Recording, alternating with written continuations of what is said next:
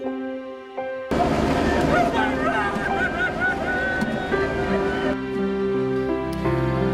in the morning news, terror turns into grief as Central Florida begins to mourn the victims of the deadliest mass shooting in U.S. history. Dozens of others remain in the hospital, some of them critically hurt, but through it all, a community comes together. It's an atrocity that we don't understand, we don't accept, and we won't let it do anything to our community. As a country, we will be there for the people of Orlando today, tomorrow, and for all the days to come. And this morning, as families of the injured wait for word on their loved ones, questions remain about what motivated one man to carry out this act of terror. And in just the past few hours, we have learned the names of even more of the victims in the senseless tragedy. Good morning. It's now 4 o'clock. This is a special edition of News 6. I'm Justin Wormuth. And I'm Kirsten O'Connor in for Bridget Ellison. Developments in the nightclub terror attack are changing by the minute, so we want to give you the very latest. Of the 50 people killed overnight, we learned the names of 10 more victims. They are Eddie Gemeldroy Justice, Daryl Roman Burt II, Dianca Deidre Drayton, Alejandro Barrios Martinez, Anthony Luis Lorian Odilisa, Jean Carlos Mendez Perez, Frankie Jimmy De Jesus Velasquez, Amanda Alvar, Martin Benitez Torres, and Luis Daniel Wilson Leon. That brings the total of identified victims to 18. That also includes Kimberly Morris, Luis Vilma, Peter Gonzalez Cruz, Eric Ortiz Rivera, Juan Guerrero, Edward Sotomayor Jr., Stanley Almodovar III, and Luis Ocasio Capo.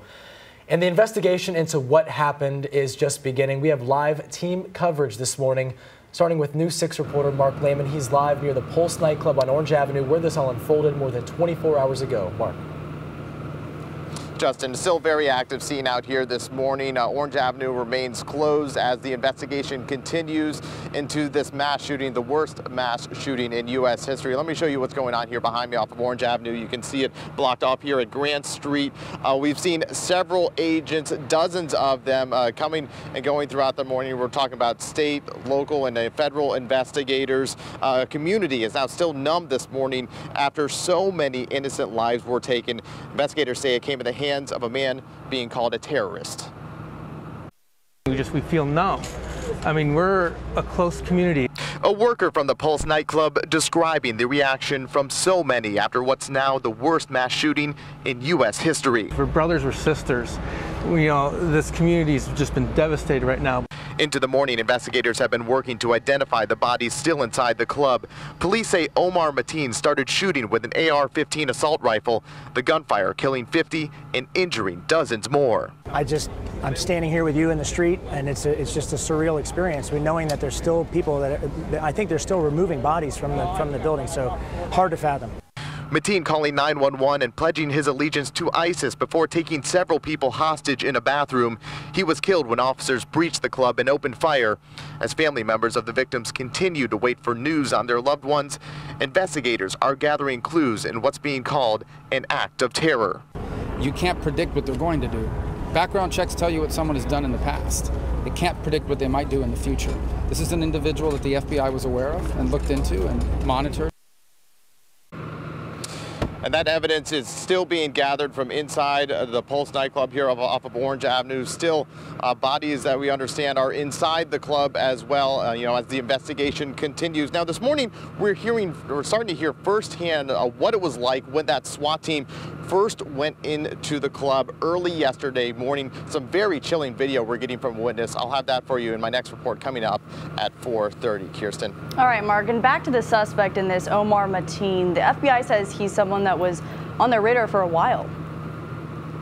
Yes, Kirsten. Agents say that he first got their attention in 2013 when he made comments to co-workers that he knew the Tsarnaev brothers who were responsible for the Boston Marathon bombing, but that case was closed when they couldn't determine if he actually made those comments or not. Mateen then got their attention again in 2014 because of ties to an American suicide bomber in Syria, but that was also closed. We understand CBS News is reporting Mateen was not on any terror watch list. Kirsten. All right, Mark Lehman reporting live for us. Thank you, Mark.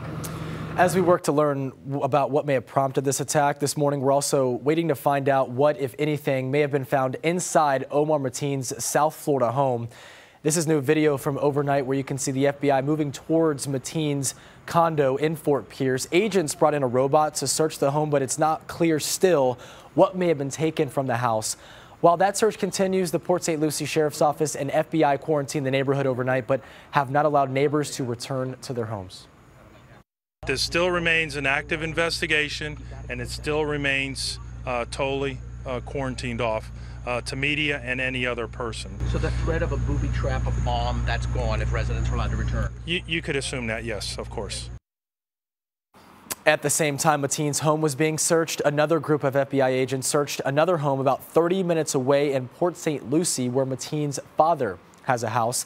Mateen's parents are from Afghanistan. In this YouTube video right here posted last year, his father talks Middle East politics.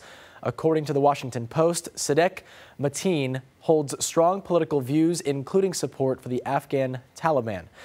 Mateen told reporters the Orlando massacre had nothing to do with religion, but instead his son's opposition to homosexuality. In an interview with a television station, Mateen expressed sadness over the shooting, saying he was, quote, dearly saddened and upset about the whole thing. As many Central Floridians, really all of us, continue to process how something like this could have happened, it's important to know that you have someone to talk to.